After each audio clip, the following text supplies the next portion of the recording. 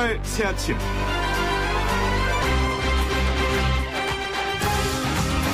정부가 긴급 재난지원금을 오늘부터 최대 100만 원까지 현금과 신용카드, 체크카드, 선불카드 그리고 지역사랑 상품권 등의 형태로 지급한다고 하죠. 신청도 오부제, 수령도 오부제라고 하는데요.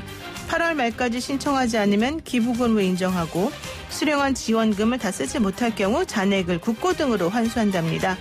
어쨌든 너무 늦은 건 아니길 바라겠습니다. 한편 김정은 북한 국무위원장이 무덤에서 살아나왔다는 헤드라인이 지난 주말 내내 인터넷에 달궜습니다. 김 위원장의 사망설을 제기했던 미래통합당 태영호 미래한국당 지성호 각 국회의원 당선인이 경솔하고 가벼운 발언으로 국민의 불안을 선동했다는 측면에서 이들을 비판하는 여당의 공세가 만만치 않습니다.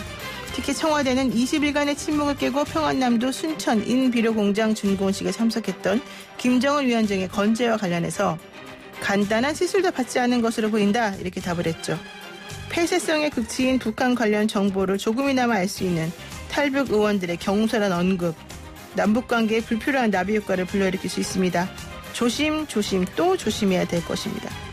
따뜻하고 상식적인 보통 사람들이 즐겨야 되는 YTN 라디오 노영의 출발 새 아침 지금부터 시작합니다.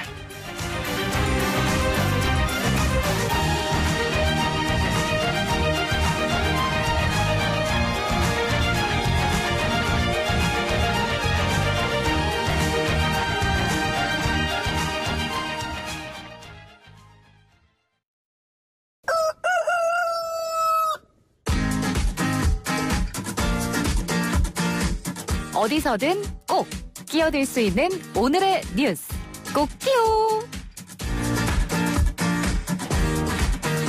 매일 어디서든 꼭 끼어들 수 있는 오늘의 뉴스를 골라 정리해주는 시간 꼭 끼워.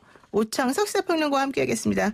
안녕하세요. 네, 안녕하세요. 오창석입니다. 주말에 쉬고 나니까 목소리가 우렁차네요. 네, 좀 길게 쉬었더니. 그러니까요. 한번 꼭 끼워 한번 해볼까요? 꼭요.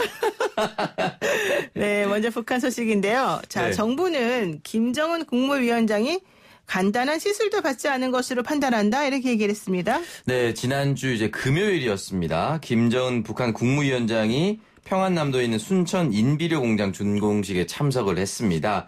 그래서 그동안 제기됐었던 건강 이상설, 더 나아가서는 이 사망설이 모두 종식이 됐는데요.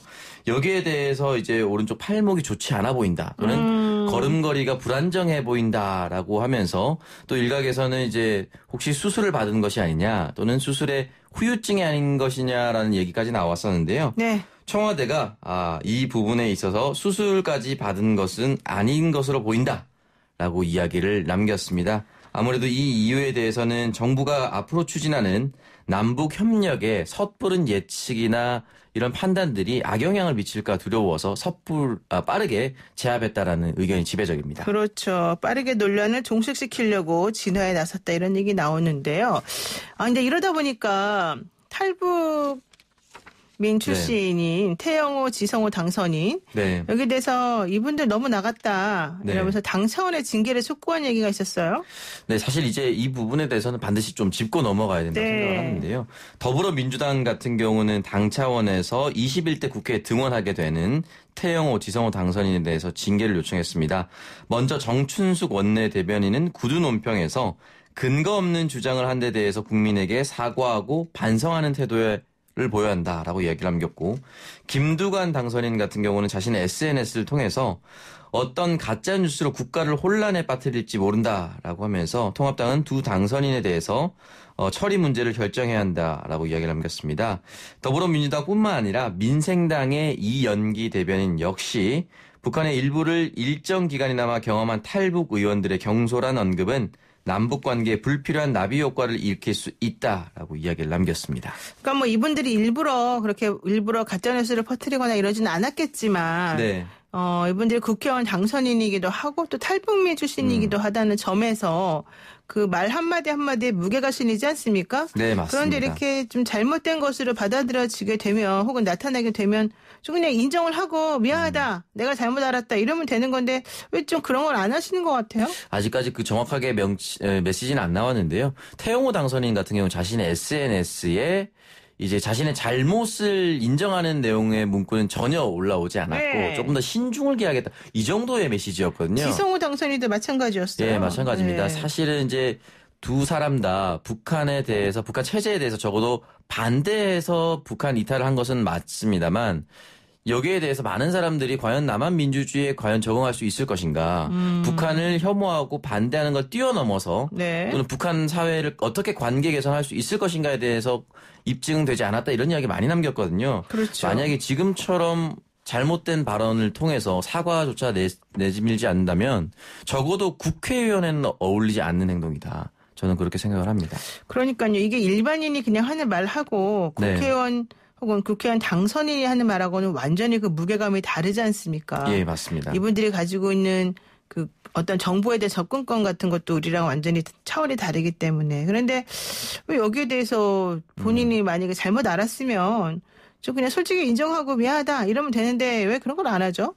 그 도저히 이해를 할 수가 없는 부분. 솔직히 말해서 저도 이제 이 두 사람이 북한에 있다가 왔기 때문에 이게 진짜인가 아닌가라는. 그래서 좀 믿을 수밖에 없는 부분이 좀 있었어요. 네, 그렇게 너무 또 확신하고 지성우 네. 당선인 같은 경우 99%뭐 이런 네. 표현까지 썼기 때문에 우리가 모르는 정보가 정말 있는 것인가라는 조심스러운 추측까지 해봤었는데 다 허위였기 때문에 이 부분에 대해서 이제 앞으로 한 명의 헌법기관으로서 책임지고 반성하는 모습 앞으로는 명확하게 확인되지 않는다라고 하면은 쉽게 말을 내뱉지 않겠다 이 정도의 책임 있는 모습을 반드시 보여야 한다고 생각합니다. 그 통합당 내부에서도 네. 이 두 분에 대해서 좀 비판하는 목소리가 나온 걸로 나오죠? 네, 맞습니다. 아쉽게 낙선했지만 서울 송파병 후보로 출마했었던 김근식 경남대 정치외교학과 교수는 입장문을 하나 발표를 했는데요. 지성호, 태영호 당선인에 대해서 제발 실력을 갖추자. 제발 동굴에 갇히지 말고 합리적이고 균형 있는 사고를 확대하자라고 요청했습니다. 네. 예, 또한 나름의 근거와 정보를 가지고 신중하게 합리적으로 접근하는 게 설명하는 게 맞다라고 얘기를 하면서 이 탈북자 채널을 통한 북한 소식통은 본질적으로 추측이거나 전언이고 직접 정보가 아닌 간접 정보다라고 이야기를 남겼습니다.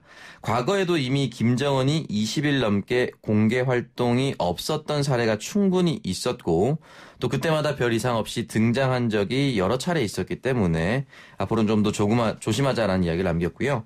정원석 전 미래통합당 중앙선거대책위원회 상근 대변인 역시 자신의 SNS를 통해서 탈북을 대표했으면 상징적으로 새로운 통일 담론과 비전을 제시해야지 그저 반북 정세에 편성한 아싸 김정은 죽었다 발언으로 스스로 가치를 떨구는 모습은 실망스럽다. 이런 이야기를 남겼습니다.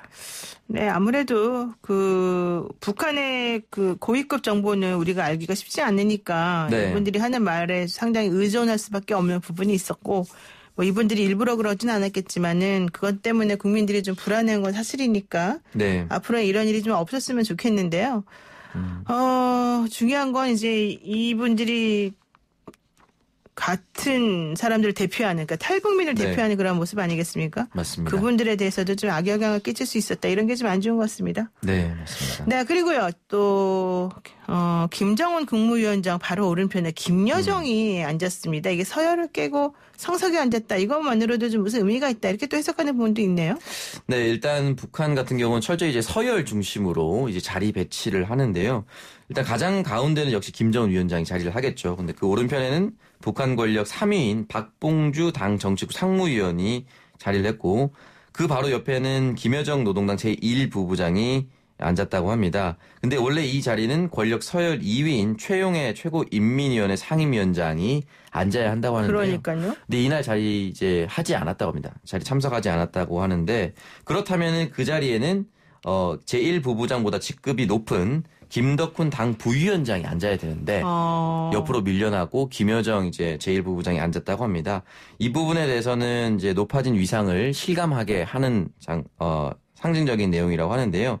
일단 지난해 7월부터 주석단 1열에 앉으면서 서열 파괴가 일어났었다 이렇게 얘기를 합니다. 실제 이때도 좌측에서 네 번째 위치했었는데 서열상 9위에 해당하는 자리. 그 당시에는 사실은 이제 하노이 노딜 이후에 서열이 없었거든요. 직급 그렇죠. 정황이 없었습니다. 지난해 연말에 회복했었는데 그 당시에도 서열상 9위에 해당하는 자리에 앉음으로써 높아진 서열을 좀 과시하기도 했습니다.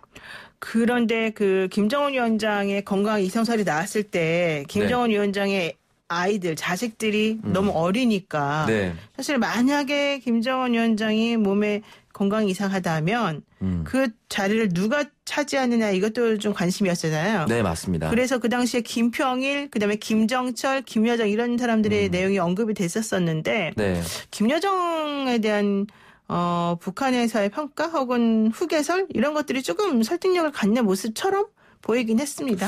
네, 일단은 가장 크게 부각이 됐었고요. 그런 네. 국면에 있어서 특히나 김여정 제1부부장 같은 경우는 김정은 체제 이후에 활발하게 김정은 위원장을 지근거리에서 수행을 했습니다. 우리나라를 방문했을 때도 마찬가지고요. 네. 그렇기 때문에 김정철, 김평일보다는 여러 대외 관계라든지 중심부에 서 있었기 때문에 네. 훨씬 더 크게 부각된 것으로 보입니다. 그리고 이제 다른 얘기 한번 해보겠습니다. 어제 저녁에 통합당 4선 이상 중진 만찬 회동이 있었죠? 네, 맞습니다. 이제 4선 이상 고지를 달성한 중진 의원들, 그러니까 5선의 의원 4명과 4선의 의원 5명, 이 총 9명의 당선인이 이제 모였는데요. 일단 8일로 예정된 원내대표 경선, 그리고 당 쇄신 방안, 김종인 비대위에 대한 논의 여부 등등을 논의했다라고 합니다. 그러면은 앞으로 어떻게 되는 건지 나왔습니까? 아직 뭐 정확하게 나오진 않았는데요. 확실한 거는 5월 8일 금요일로 예정된 원내대표 경선을 무사히 마무리 짓고 심재철 당대표 권한대행이 말했던 그 새로운 원내 지도부와 함께 김종인 비대위의 임기를 어떻게 하겠다라고 결정을 짓고 아직 이 무소속 4인방에 대한 복당 여부는 조금 요원하기 때문에 차후에 천천히 논의하겠다 이런 이야기를 남겼습니다. 그리고 이 자리에서 주호영 의원 같은 경우는 직접 원내대표 출마하겠다. 이런 이야기를 남겼다고 합니다. 사실 김종인 비대위원장 체제가 앞으로 어떻게 될지에 대해서 정확하게 결론이 안 난 상태에서 새로운 그런 그 원내 인사들로 좀 결정이 된다. 이렇게 가닥이 잡힌 거죠? 네, 맞습니다. 일단은 새로운 원내 지도부를 맞이하고 나서 결정하겠다. 여기에 대해서는 의견이 모아진 것으로 보입니다. 그리고 또 하나 중요한 게 미래한국당하고 합당하는 것으로 의견이 나왔다면서요?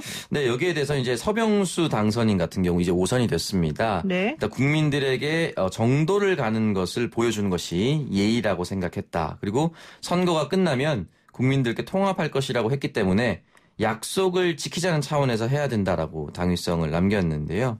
여기에 대해서는 사실 좀 더 지켜봐야 할 것으로 보입니다. 이건 서병수 당선인 본인의 마음이고요. 새로운 원내 지도부는 또 어떤 선택을 할지 모릅니다. 본인의 마음이에요? 서병수 당선인의? 네, 다른 사람들의 의견이 아직 안 나왔습니다. 네.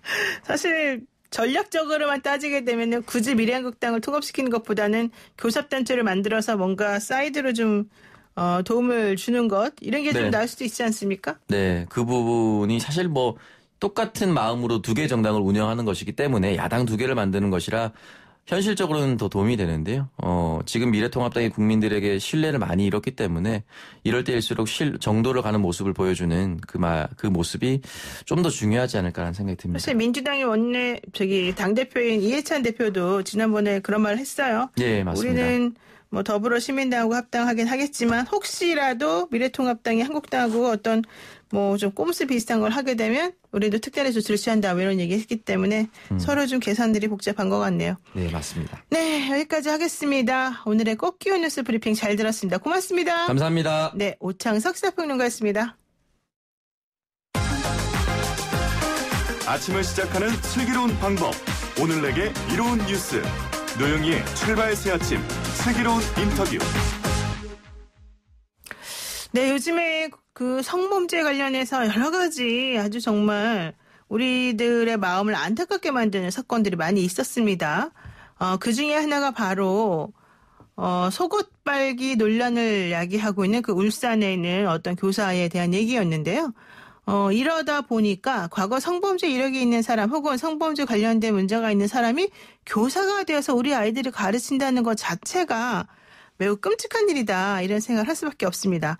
그래서 이러한 일을 완전히 차단하기 위해서 성범죄자들의 교원 자격 취득 원천 차단법 이걸 발의한 의원이 있습니다. 지금 연결해서 관련 내용 한번 들어보도록 하죠.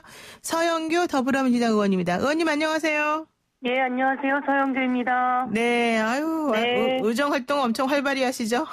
네, 고맙습니다. 네, 예전에 태원 입법을 또 입법 발의하셔가지고 이 살인에 대한 그런 공소시효도 없애시고 네. 예, 그랬었는데 이번에도 또 21대에서 아주 활발한 활동을 기대할 수밖에 없게 됐습니다. 삼선 의원이 되셨어요? 네. 예, 늦었지만 축하드리고 그렇다면 이번 국회에서 의정 활동 목표와 다짐이 있다면 무엇일까요? 네. 금방 말씀해 주신 것처럼 태완이법을 만들어서 살인범 공소시효를 없앴습니다. 그렇죠. 그래서 생각 못했던 수많은 미제 사건을 해결하는 단초도 제공했고요. 네.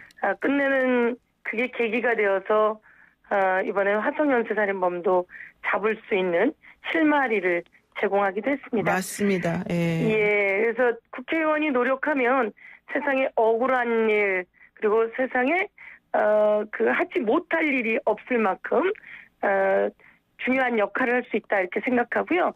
이번에 3선이 돼서는 사상 초유의 일이었던 코로나19 때문에 사실 모든 국민이 힘들었는데요. 그래서 코로나19 같은 경우가 생길 수 있기 때문에 코로나19 관련 뭐 백신이라든지 질병 관리 관련한 것 이런 관련해서 법적인 지원 그리고 네. 정책적인 지원도 좀 해볼까 하고요. 두 번째는 경제를 회복하는 것들이 우리에게 필요하니까요. 그래서 이제 코로나19 종식시키고 경제를 회복하는 일 그리고 태완이법처럼 잘못된 나쁜 자들은 끝까지 추적해서 처벌하는 것 이런 것들이 제가 다음에 해야 할 일들이 아닐까 이렇게 생각하고 있습니다. 네, 대학교 다닐 때부터 총학생회장 하시면서 엄청나게 공격적이고 전투적이고 꼭 필요한 얘기들을 많이 하셨던 분인데 이번에도 역시 한번 기대를 해보겠습니다. 네. 자, 그럼 본격적으로 이제 오늘의 주제로 네. 넘어갈게요. 지난 1일에 의원님께서 성범죄자 교원 자격 취득 원천 처단법 이걸 네. 발의하시지 않았습니까? 이게 네, 그렇습니다. 무슨 내용일까요? 학교 선생님들이 네. 성범죄 경력이 있으면 교원으로 임용되지 못하게 국가공무원법에 되어 있긴 합니다. 그런데 예, 임용은 못되게 되어 있는데 이 국가공무원이 아닌 사립학교 같은 경우에는 네. 교원을 취득하면 즉 사범대를 나오거나 교대를 나오거나 아니면 교육대학원을 나오면 교사 자격증을 받을 수가 있습니다. 교사 자격증을 받으면 어떻든 또 사립학교라든지 이런데 임용될 수도 있는 거죠. 그래서 이런 경우에 있어서는 안 되겠다. 디지털 성범죄 관련해서 N번방 사건 같은 아주 무서운 범죄들 관련해서 이번에 새롭게 대책을 마련해야 되겠다라고 제가 생각하게 됐고요. 그다음에 N번방 사건 관련한 대책을 만들면서 국회의원들과 정부가 논의하는 과정 속에서 교사 자격을 아예 원천 봉쇄하는 게 필요하겠다라고 판단하게 되었습니다. 그래서 교원 자격을 취득할 수 있는 것을 아예 차단하자.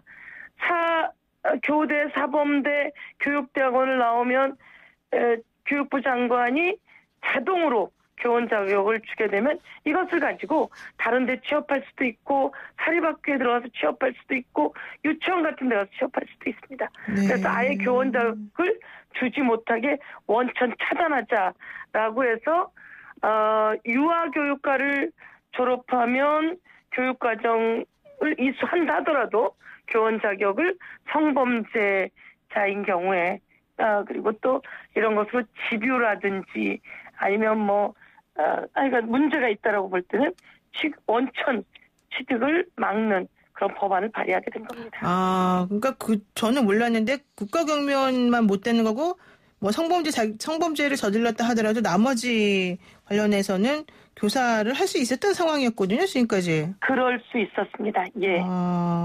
그럼 이 법안이 이제 꼭 필요하게는 사실 느껴집니다만은 혹시 문제점으로 또 지적되는 것 중에 하나가 예컨대 우리가 어떤 범죄를 저질렀다 하더라도 좀 반성하고 잘못하고 앞으로는 절대 안 그럴 수도 있는 거지 않습니까? 네. 그런 사람들 같은 경우에는 이거 좀 너무한 거 아니냐. 내가 옛날에 잘못을 한번 저질렀다고 해서 무조건 못하게 하는 거는 직업 선택의 자유를 침해한다. 이렇게 말할 수 있을 것 같은데요. 태완이법 같은 경우도 마찬가지였습니다. 공소시효를 정해주고 그래서 그게 일정 기간 지나고 나면 옛날에 저지른 거니까 좀 용서해줘야 되지 않는가 네. 이런 의견들이 있을 수 있었죠. 그전에는. 그렇죠. 그런데 살인을 저질렀고 하시죠. 그런데 세월이 지나서 그 범죄가 용서된다면 안 되는 거 아니겠습니까? 그래서 이제는 과학적 기법이나 이런 게 발달하고 이러면서 법적 안정성보다는 네. 범죄를 저지르면 안 된다. 피해자에게 고통이 끝까지 가는데 누구에게는 시간이 지났다고 해서 그 고통이 벗어나줘서는 안 된다. 가해자에게는. 이러면서 태안이법도 통과된 거거든요. 네. 마찬가지로 성범죄도 마찬가지입니다. 이제는 이런 일들이 있으면은 학교에 가서 아이들을 가리키고 유치원에 가서 아이들을 가리키는 그 일에는 이런 과거의 성범죄를 저질렀던 사람에게는 원천 차단된다라고 하는 걸 알려주는 것이 필요한 거죠. 그럼으로써 이 사고에 대한 예방 효과도 있을 것이고요. 그리고 향후 일어날 수 있는 위험을 막게 되는 거죠. 이제 뭐 술 먹고 기억이 없어서 안 됩니다. 이래서 봐주던 때도 있었습니다. 그러면 안 된다라고 하는 게 조두순 사건 범죄에서 저희가 배웠던 사건들인 거죠. 네. 그리고 이제는 과거에 저질렀기 때문에 지금은 봐주십시오. 이런 사건은 안 된다. 그렇게 해서 처벌이 약했기 때문에 약한 처벌을 먹고 사는 것이 N번방 사건과 같은 디지털 범죄이다.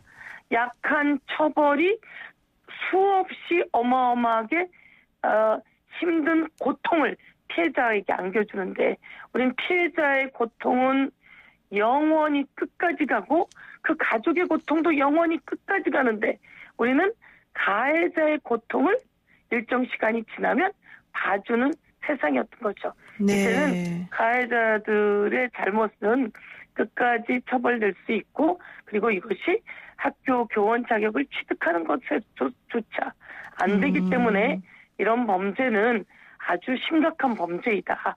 그래서 이런 범죄를 저질러서는 안 된다라고 제대로 알려줘 나가는 것이 더 큰 피해를 막게 되는 것이다. 이렇게 판단하게 되는 겁니다. 그러니까 직업 선택의 자유라고 하는 개인의 기본권을 좀 침해한다 하더라도 공익이 더 중요하기 때문에 이런 식의 그런 그 범죄 관련된 법안은 꼭 필요하다 이렇게 보시는군요. 예, 아니 직업 선택의 자유라고 하는 개인의 범죄가 개인의 권익이 예, 그게 그 개인에게는 직업 선택의 자유라고 하는 것이 이야기되는 동안 그 피해를 입은 사람에게는 영원히 그렇죠. 고통이 남는데 우리가 그것을 이제는 새로운 시각으로 봐야 된다라고 하는 것이죠. 네, 그리고 또 하나 또 의원님께서 발의한 법안이 있으신데요. 정말 요즘 일 너무 많이 하시는 것 같은데 그 일명 구하라법이라고 해서 양육의 의무를 다하지 않은 부모에 대해서 그 자식이 사망했을 경우에 받는 재산 상속 자격 이거를 박탈하자 네네. 이런 개정안도 발의하지 않으셨습니까? 네, 맞습니다. 이거 어떤 건가요?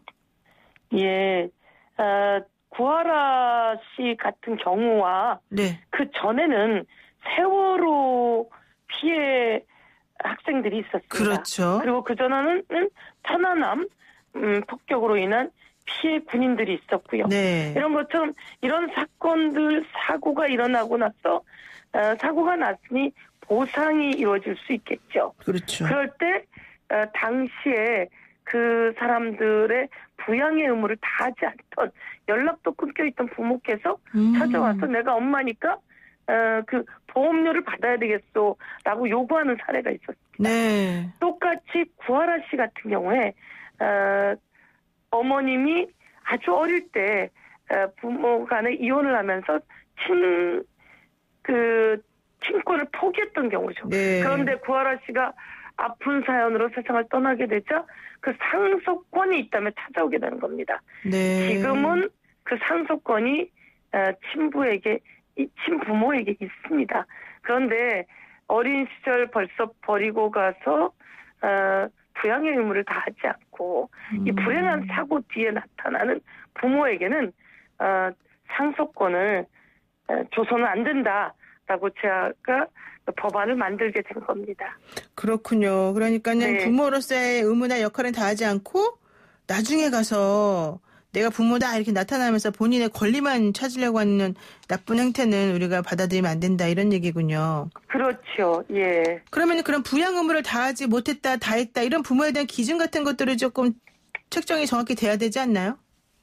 부양의 의무를 다했다 못했다 측정이 돼야 되죠. 네. 그러니까 구하라 씨 같은 경우에는 구하라 씨가 9살 때 엄마가 떠난 거예요. 그리고 그동안 돌본 일이 없었습니다. 네. 그러면 우리가 보기에 부양의 의무를 다했다고 볼 수 있을까요? 아닐까요? 볼 수 없습니다. 그렇죠. 부양의 의무를 다했다고 볼 수 없기 때문에 이런 경우에 구하라 씨가 성인이 돼서 그 어렵게 살면서 벌어놓은 재산이 부모에게 가는 것들은 그 엄마에게 가는 것들은 맞지 않죠. 예를 들면 학생이 세월호 사건으로 그 어려움에 처했는데 아주 어릴 때 떠나서 네. 이 보험금이 나오면 그것을 받으려고 하는 경우에는 부양의 의무를 다하지 않은 거잖아요. 네. 너무 뻔히 부양의 의무를 다하지 않은 것이 뻔함에도 불구하고 아직 우리는 지금 말씀처럼 부양의 의무를 다했는지 안 했는지가 기준이 모호하지 않아요? 네. 라고 해서 그동안 남겨두었다는 거죠. 그럼 이것에 대해서 부양의 의무를 다하지 않은 경우에는 상속을 받을 권리를 박탈한다라고 하는 이 부양의 의무만 다하지 못한 경우가 아니라 벌써 5가지 정도의 경우에는 부모의 상속권을 박탈한다라고 하는 내용이 있습니다. 기준이 이런 것처럼 있군요. 그러니까 새롭게 만들어지는 것이 아니라요. 네. 부양의 의무를 박탈하지 않는 경우가 있는데 상속권을 박탈하는 경우가 있는데 지금처럼 부양의 의무를 다하지 않은 경우에도 거기 하나 더 추가하는 거죠. 그래서 6항이라고 하는 걸 신설하게 되는데 이걸 신설해 놓고 좀 더 구체적으로 논란의 여지를 막을 수 있게 시행령이나 이런 것에서 구체적으로 법안을 정리해 나가면 이런 논란을 없앨 수 있습니다. 그렇군요. 예. 그럼 마지막으로 하나만 여쭤보겠습니다. 이 법안이 근데 통과될 수 있을까요? 5월 30일이면 끝나는 거 아닙니까? 5월 30일이면 끝나고 지난번 4월 29일을 마지막 임시국회라고 했었습니다. 네. 그러면 못하고 끝날 가능성이 높지요. 네. 그런데 4월 29일도 이 법안에 대해서 한번 논의가 법사위에서 있었습니다. 이것은 민법 개정안이거든요. 그렇죠. 법사위에서 논의가 있었기 때문에 그때 법사위에서 논의할 때 좀 더 구체적으로 그 내용을 논의해서 되도록이면 이번 회기 때 통과시켜내자. 5월 8일 날 한 번 더 저희 당이 그 임시국회를 열자라고 제안을 하고 있었고요. 그동안 진행되지 못했던 몇 가지의 법안 중에 중요하게 해야 될 것들을 5월 8일 날 통과시키자고 저희가 제안을 하고 있고 그때 이 부활화법을 마저 통과시키기를 추진하고 있습니다. 네, 5월 8일이 어버이날이니까 또 상징적인 의미가 있을 것 같습니다. 맞습니다. 네, 이번에 꼭 잘 되길 바라겠습니다. 고맙습니다. 네, 예. 감사합니다. 네, 오늘 말씀 여기까지 들었고요. 지금까지 서영교 더불어민주당 의원이었습니다. 노영희의 출발 새 아침 함께하고 계십니다. 새로워진 YTN 라디오 앱 선물 이벤트는 이번 주에도 계속되는데요. 새로워진 앱 인증샷을 유료 문자 샵 0945 우물정 0945번으로 보내주시면 추첨을 통해서 층간소음 매트, 폼롤러, 만두, 커피 쿠폰 등 푸짐한 선물을 드립니다. 아직까지 참여하지 못하신 분들 혹은 참여를 망설이시는 분들 그리고 아직 당첨되지 않으신 분들 모두 많이 참여해 주시면요. 저희가 쭉쭉쭉쭉 뽑아서 연락드리겠습니다. 짧은 문자 50원, 긴 문자와 사진은 100원의 유료 문자 샵 0945, 우물정 0945번입니다. 여러분의 많은 참여 기다리면서 저는 2부로 돌아오겠습니다. 친절한 시사, 시원한 통찰, 노영희의 출발 새 아침, 슬기로운 인터뷰.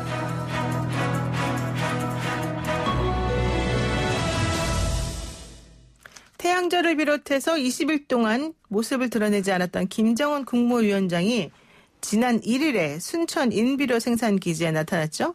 3주간 뜨거운 감자였던 김정은 건강 이상설에 대해서 홍현익 세종연구소 수석연구위원과 연결해서 이야기 나눠보도록 하겠습니다. 박사님 안녕하세요. 네, 안녕하십니까. 요즘에 바쁘셔요. 네. 자, 그런데 어쨌든 이 얘기 안 할 수가 없습니다. 김정은 국무위원장이 20일 동안 모습을 드러내지 않았습니다. 어떤 이유 때문이었을까요?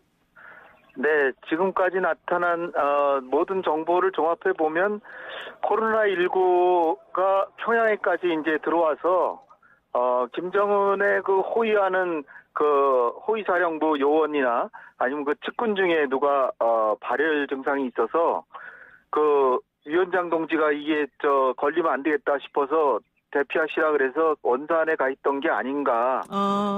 이게 아마 한미 정보당국이 종합하면 아마 그런 결과로 생각하고 있었다고 봅니다. 그러니까 김정은 국무위원장이 뭐 심장 이상설 때문에 수술을 받았다 안 받았다 이런 거보다는 네. 북한 같은 경우에는 코로나19로 인해서 격리하는 기준이 우리는 2주지만 거기는 3주잖아요. 그러니까 네네. 3주 정도를 기준으로 해서 아마 모습을 안 나타낸 거다. 20일 정도는 3주 정도 얘기가 되니까. 근데 그렇게 네. 보는 게 좀 더 합리적이다 이렇게 보네요. 요즘에는. 네, 그리고 북한이 공식적으로는 환자가 한 명도 없다니까 김정은이 환자도 없는데 피신해 있다 그러면 우스꽝스럽잖아요. 그렇죠. 그러니까 발표를 할 수가 없죠. 그런 사정이 있었을 거라고 저는 봅니다. 그러니까 왜 모습을 안 나타내는지에 대해서 우리 위원장 동지가 코로나 때문에 뭐 격리돼 있습니다. 이렇게 말할 수는 없으니까 그냥 그렇죠. 왜냐하면 부담이었다. 환자가 없는데 뭘 피하냐 그럴 거 아니에요. 그렇죠. 그 국내외에서 다 그러겠죠. 네. 그런데 지난 1일 날 나타난 모습을 보고도 아직도 건강 좀 이상한 것 같아. 그리고 다리를 저는 것 같아. 뭐 이런 식으로 얘기하는 분들도 있더라고요. 체중이 체중은 오히려 더 늘어 보이는데. 그렇죠. 근데 이제 부축받지 않고 혼자서 일단 걷고 테이프도 혼자서 끊고 그다음에 공장 내부도 다 걸어서 시찰을 했고. 네. 그다음에 이 담배도 일부러 피우고 그런 거 보면은 뭐 속이나 밖이나 다 멀쩡하다 이걸 과시를 했는데 그게 무슨 과거에 2014년에는 41일 만에 나타나서 지팡이를 짚고 나타났는데 네. 이번엔 지팡이를 일단 안 찍었잖아요. 네. 체중은 여전한데 그래서 그 과체중 때문에 조금 뒤뚱이는 게 아닌가 그렇게 보고 또 손목에 점이 있어서 거기서 구멍을 뚫어가지고 심장에 수술하는 스텐스 시술이 있는데, 네. 그것도 정확하게 그 위치는 아닌데, 그래도 그 위치에서 못하는 건 아니다, 이러는데, 그런데 제가 중시하는 거는 설사 스텐스 시술을 받았다고 해도 그거는 가벼운 수술이거든요. 네. 그러니까 우리가 이렇게 대대적으로 보도할 필요까지도 없는 내과 의사가 하는 그 시술이기 때문에 제가 볼 때는 그리고 특히 청와대에서는 한미 당국의 정보를 종합해서 수술이나 시술도 한 게 없다 이렇게 하고 있으니까 일단 지금까지 맞는 게 청와대 발표잖아요. 그럼 그렇죠. 지금 정부의 발표를 계속 믿는 게 옳다라고 저는 봅니다. 그런데 우리 정부랑 중국에서는 뭐 김정은 국무위원장 특이 동향 없고 건강 이상 없다 이런 식으로 얘기를 했지만 미국에서는 뭐 CNN 보도를 기준으로 해서 위중설이 나오기도 했지 않습니까? 이거 왜 그러는 겁니까? 이게 일련의 자기 존재감을 과시하려고 하는 여러 가지 개인과 단체들이 연속적으로 행동을 하면서 뉴스가 점점 더 커지고 과대 포장되고 그런 경향이 있어요. 처음에는 전문가가 저도 태양절에 김정은이 참배를 안 해서 네. 이상하다. 정권이 물론 수립된 지 지금 김정은이 집권한 지 거의 10년 되지만 그렇다고 해도 할아버지는 국부인데 참배를 안 하는 게 좀 이상하다 이렇게 생각을 했어요. 네. 그러나 그거 하나만 가지고 참배를 사실 안 할 수도 있는 거죠. 왜냐하면은 김정은이 작년에 헌법을 개정해가지고 완전히 국회 최고인민회의 대의원회의도 나오지도 않잖아요. 국회의원 우리식으로 치면 국회의원도 안 하고 완전히 초국가적인 권력을 지금 갖고 있거든요. 그러니까 이제 한 10년쯤 돼서 할아버지하고 차별화를 시도한다고 생각할 수도 있고. 그렇죠. 근데 아까 처음에 제가 말씀드린 대로 코로나19 때문에 위원장의 신변이 위태로울 건강이 심각하게 위태로울 가능성이 있기 때문에 주변에서 만리해서 안 간 것이다. 저는 이렇게 보고요. 그리고 이제 그간에 이렇게 안 나오고 이랬던 이유 중에 하나가 굳이 자기가 좀 쉬러 갔는데 나올 이유가 없는 거죠. 한국이나 미국에서 온통 난리를 친다고 하더라도. 네. 그리고 이제 보도가 이렇게 점점 커지는 거는 어떤 전문가가 아무래도 안 나온 게 신변에 이상이 있다라고 이제 전문가가 얘기를 했고요. 그렇죠. 그걸 받아서 기다렸다는 듯이 데일리 NK라고 탈북자들이 하시는 그 언론 매체가 있는데 거기는 북한하고 북자만 들어가면 무조건 기사화하는 데거든요. 근데 거기서 무슨 소식통 뭐 해가지고 그 김정은의 신변에 대한 어떤 그 건강에 대한 정보는 김여정과 김경희 그리고 최측근에 있는 몇 명만 알 뿐이지 아마 부총리 정도도 모를 거라고 이제 보는데 그거를 이제 한경북도나 이런 평안북도에 있는 그 소위 대북 정보통이라고 하는 분 얘기를 들어서 하는데 우리 같은 민주사회에서도 저 제주도에 있는 사람이 대통령의 내밀한 그 지병 같은 걸 어떻게 알겠습니까? 네. 근데 그거를 그냥 대북 소식통이라 그래가지고 더군다나 약간의 위조 가능성이 있다라고 보는 게 그 구체적인 고유명사를 내가면서 외항산에 있는 그 어떤 진료소에서 했고 평양의 무슨 병원에서 주치의가 갔다 이렇게 하는데 오히려 그렇게 정확한 정보가 나온다고 하니까 저는 또 안 믿었어요. 아, 구체적인 내용이 나오는 게 이상하다. 예. 믿게끔 하려고 일부러 그렇게 만드는 게 아닌가 저는 그렇게 보고요. 네. 그런 정보가 나오면 그 정보를 흘린 사람 무조건 처형입니다. 그래서 요번에 예. 그러한 데일리 NK가 나오고 그거를 근거로 미국 CNN인데 무슨 정보가 있겠어요?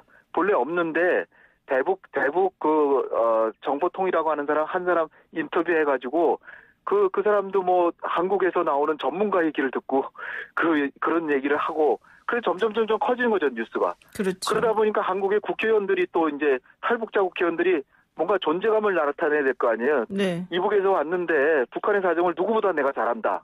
그러니까 자기들 나름의 무슨 또 한경북도 또 누구랑 또 통화하고 뭐리고 아니면 만약에 북한의 짐이란 정보를 갖고 있다면 그분은 탈북자가 아니죠. 그래서 제가 볼 때는 이게 뉴스가 계속 과대 증폭돼서 커져서 이런 사태가 난 것이지 무슨 정확한 소스가 있어서 하드 에비던스라 그러는 구체적인 증거가 있어서 이게 뉴스가 된 게 아니라 저는 그렇게 보는 거죠. 네. 일단 지금 전화 상태가 고르지 못한데 좀 양해를 바라고요. 계속해서 인터뷰해 나가겠습니다. 그런데 사실 특이 동향이 없다는 정부 입장과 달리 윤상현 국회 외교통일위원장이 김정은 국무위원장의 신변에 이상 징후가 있다 이렇게 얘기를 했고 태영호 당선인은 걷지도 못한다. 그리고 또 지성호 당선인은 사망했다는 점에 99% 확신한다. 뭐 이런 얘기를 했단 말이에요. 이거 좀 너무 경솔한 거 아니에요?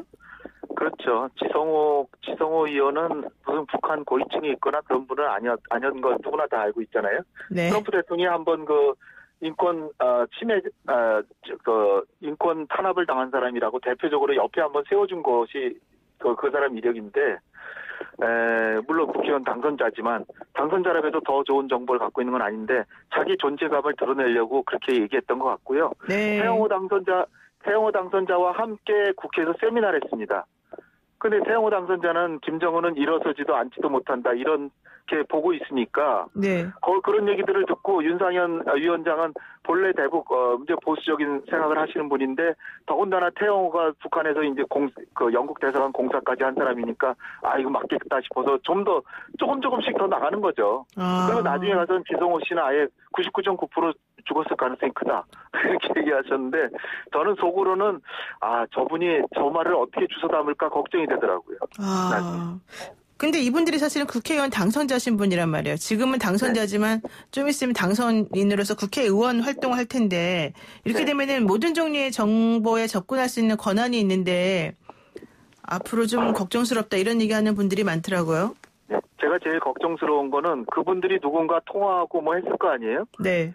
근데 김정은은 이 시기를 통해서 서방인과 한국에서 자기가 없어진 거에 대해서 대단히 보도하는 것에 대해서 은근히 즐기면서 그렇다면은 내가 거의 죽었다라는 정보를 흘려서 그 정보가 나가는 소스를 파악해서 그 정보를 찾아내라. 그래서 아마 전화하신 분들이 신변이 위태로울 가능성이 있다라고 하는 그런 가능성. 그게 저는 제일 걱정이 됩니다. 그런 분들이 오히려 정보를 계속 줘야 되는데 사실 정보란 거는 정말 눈으로 보거나 그런 정보를 해야 우리 국민 대중에게 나가는 정보가 돼야 되는데 사실은 다 첩보거든요. 흘러다니는 소문을 결합해가지고 그걸 하는데 그분들이 저는 안 다쳤으면 하는 바람입니다. 그렇군요. 좀 위험할 수도 있겠군요, 오히려. 자, 네. 그리고요. 이번에 김정은 국무위원장 건강 이상설 얘기 나오니까 김여정 노동당 제1부 부장의 위치가 상당히 좀 높이 올라간 듯한 얘기가 나와요. 이건 어떻게 봐야 될까요?